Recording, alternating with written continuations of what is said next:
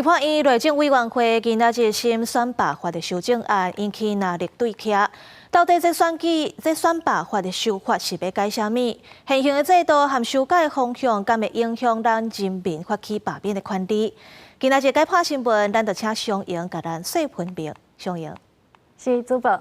解破新闻有理路有深度，观众朋友大家好，我是尚莹。这个公职人员选罢法到底是要改啥物呢？这就是咱今仔日要来关心的议题。先来看到现行的制度有3个重点是大家需要注意的，就是讲这个公职人员若准是就职无到一档，安尼是袂使罢免。咱若伫咧罢免的时阵，这个同意票的票数一定得爱坐过无同意的这个票数。另外，这个同意票的票数一定得爱满原本选举区选举人数的25%，也就是1/4遐尔济。其实即马立法院若你白赢3个阵营，因对这个选罢法的立场拢无啥共款。咱就先来看国民党，因是希望讲，除了就职无到一档袂使罢免以外，这就职一档内嘛袂使提议罢免甲联署。另外呢，伫咧罢免的时阵，这个同意票得爱坐过迄当阵的当选的票数。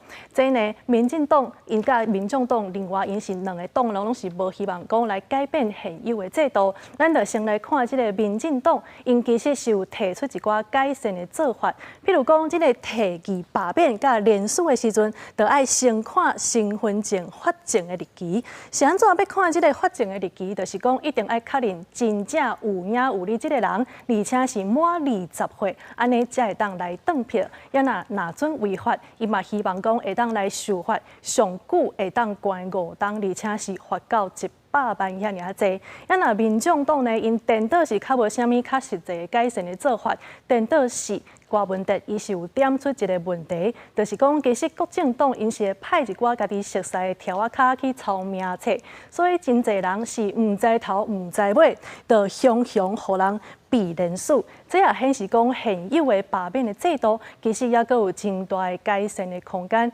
若今仔日这张选罢法，到底敢有法度讲出一个结果？其实目前哪力两个阵营因是无要上让的，甚至阁风声讲，这个国民党因有可能会另外找一个所在来开会。上新的消息，台就会随时为恁继续来掌握。以上就是今仔日的解破新闻，咱即马甲现场交通以后主播。